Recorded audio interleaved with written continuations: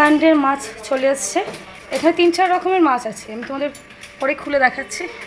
আর এখন ছেলেকে আগে পাঠাই স্কুলে, ড্রয়িং স্কুলে। মা করছে চা। এখানে মোচা খুঁড়তে বসে গেছে, আজকে রবিবার। আজকে কি হচ্ছে মা? মোচা। কি দিয়ে হবে মোচা? আদা জিরে বাটা দিয়ে, গরম মশলা, ঘি গরম মশলা দিয়ে, আদা জিরে বাটা দিয়ে কষে নামিয়ে একটু ঘি গরম মশলা দিয়ে দিতে হবে। আচ্ছা, চিংড়ি মাছ বা প্লেন হবে? চিংড়ি মাছও দেওয়া যায়, ওপরে অনেকে নারকল কোড়া দিয়ে নারকল কোড়া ছড়িয়ে দেয়, কেউ চিংড়ি মাছ দিয়ে করে। আজকে এই মাছটাকে বেশ, ও এই মাছটাকে কি বলে গো? ওই যে মাছটা কালকে বললাম দেওয়ার জন্য, কি বলে? বাটা। এইরকম সাইজের বাটা এসছে, অনেকগুলো এসছে মোটামুটি বাটা মাছ। আচ্ছা, এখানে একটা গেল বাটা,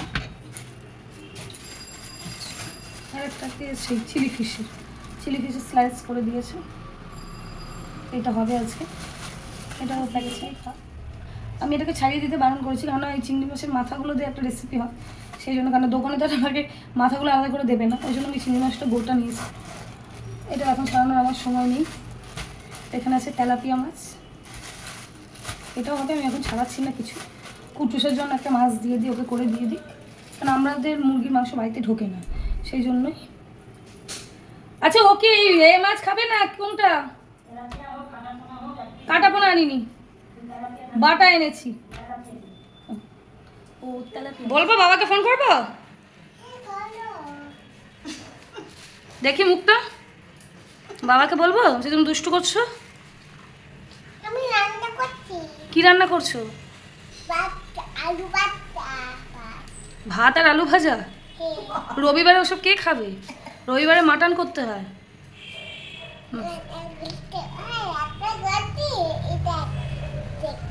ঠিক আছে, তাড়াতাড়ি রান্নাটা করে নে। হ্যাঁ, সময় চলে যাচ্ছে তো সবাই। তুমি যখন পোলাও আর চিলি ফিশ করছি, তোমার সঙ্গে রেসিপিটা একটু শেয়ার করা যায়। পোলাওয়ের রেসিপিটা তোমরা জানো। এবার চিলি ফিশটা আমি একটু নুন দিয়ে নিলাম, আর একটু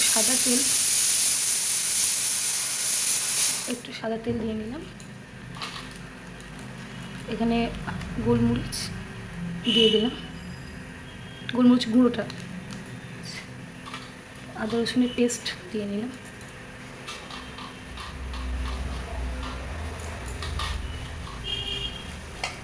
দিয়ে এটাকে মাখিয়ে নিয়ে এখানে গোটা একটা লেবু পুরো অ্যাড করে দিচ্ছি। এটা বাড়ির গাছের লেবু। কি এটা? এনেছিল তো সেদিন আমি। আচ্ছা, লেবুর রস দিয়ে এটাকে 30 মিনিট একটা পেস্ট বানিয়ে নিই।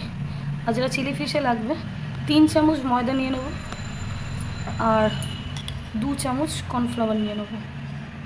এই কোটারটা যদি ভুল হয় তাহলে জিনিসটা পুরো অবস্থা। আর ব্ল্যাক বাইরে পড়ে গেল। আর গরম কী বলে, গোলমরিচ গুঁড়োটা নিলাম, দিয়ে ভালো করে এটাকে মাখিয়ে নিলাম। যে আমি অল্প অল্প করে জল দেবো, বেশি নয়। মানে খুব পাতলাও হবে না, খুব মোটাও হবে না, কেননা খুব পাতলা হয়ে গেলে মাছের গায়ে কোটেড হবে না। ব্যাস, আর জল দেবো না।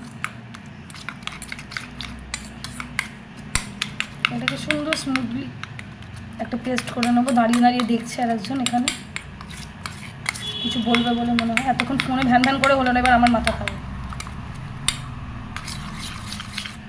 পেস্টটা ঠিক এইরকম থিকনেস না। বাবা আমার মাকে দিয়েছে ডিম, এখানে 2টো ডিম টিভি চলে যাচ্ছে মায়ের হাতে। আচ্ছা, এবার এই ম্যারিনেটটার মধ্যে, মাছের ম্যারিনেটটার মধ্যে এগুলো দিয়ে দিচ্ছি। থিকনেসটা এরকম তোমরা রেখো, কারণ হচ্ছে বেশি পাতলা করে দিলে বা মোটা কোটেড করলেও ভালো লাগবে না। এই থিকনেস এরকম রাখাই ভালো লাগে। হাত দিয়ে নিই, বাঙালি মানুষ হাত না ছাড়া কোনো কাজ হয় না। এবারে এই যে ডিমটা ফেটিয়ে রেখেছিলাম ওটাও দিয়ে নিচ্ছি। দিয়ে এবার এগুলোকে ডিপ তেলে ফ্রাই করবো। এখনো মায়ের মোচা হয়নি তো? মা না, মোটা হয়নি। সেদ্ধ করে নিয়েছো না? হ্যাঁ, মা মোচা সেদ্ধ করে নিয়েছে, নিয়ে চড়িয়ে দিয়েছে। কী কী দিয়েছো না? আদা জিরে বাটা, আদা জিরে লঙ্কা বাটা, নুন হলুদ মিষ্টি। ও প্রথমে তেলের মধ্যে শুকনো লঙ্কা আর সাদা জিরে ফোড়ন দিয়েছে, দিয়ে তার মধ্যে সেদ্ধ ওটা দিয়ে দিয়েছে। দিয়ে আলু ভেজে নিয়ে ছড়িয়ে দিয়েছে। আচ্ছা, এবার ওই সব মশলাগুলো দিয়ে দিয়েছে। মা এখানে এটা করছে আর আমি এখানে পোলাও, এখনো পোলাও হয়নি, চিলি ফিশ অর্ধেক হয়ে পড়ে আছে। চিলি ফিশটা ভেজে যেমন দেখাচ্ছে, দেখো চিলি ফিশটা ভেজে তুলে রেখেছি। আর আমার এখনো রান্না কমপ্লিট হয়নি, চিলি ফিশটা এখনো বাকি রয়েছে। চিংড়ি মাছগুলো কেটে নিতে হবে, তুলতে হবে, ফ্রিজে বেশিক্ষণ বাইরে রাখলে নষ্ট হয়ে যাবে। লাল হয়ে গেলে অনেকটা লাগে, সেই জন্য তো আমি মাথাগুলো ফেলবো না, মাথাগুলো রেখে মাথাগুলো একটা ভালো বাবাই। আচ্ছা আদা না সরি রসুনটাকে দিয়েছিলাম, হালকা ব্রাউন হবে। এটা আমি আমার পাশে করছি, তোমরা অনেক গরম করে করতে পারছি। এটা আমি বানিয়ে নিয়েছি।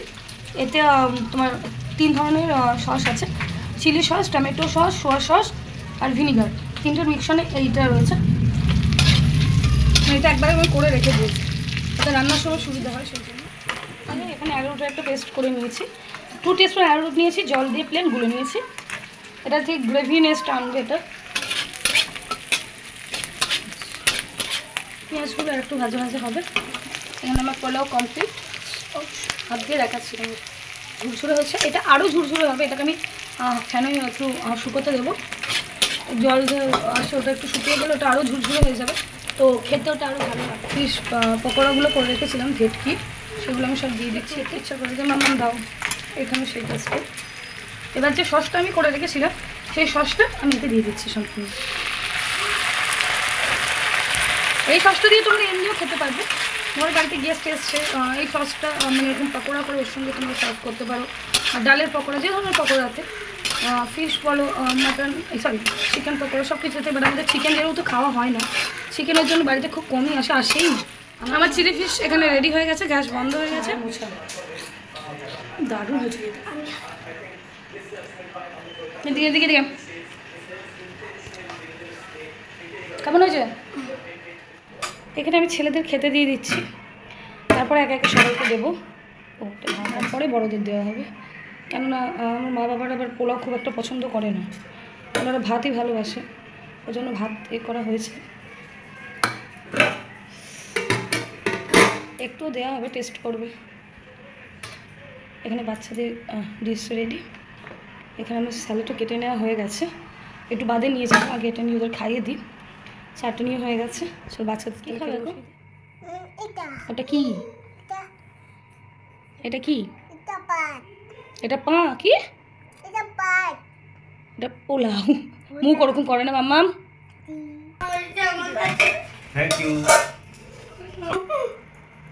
মানে বাবা পোলাও খায় না, ওই জন্য অল্প একটু পোলাও, ভাত আর মোচার তরকারি দিয়েছে, নিয়ে নাও মা তুমি।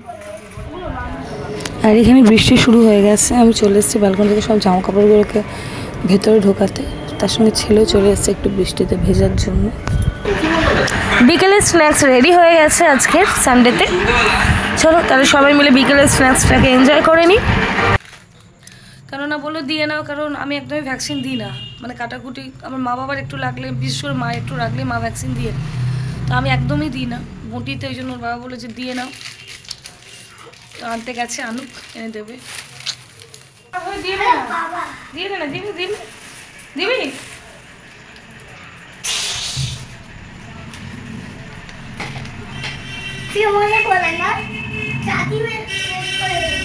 ছোট তো সিরিজ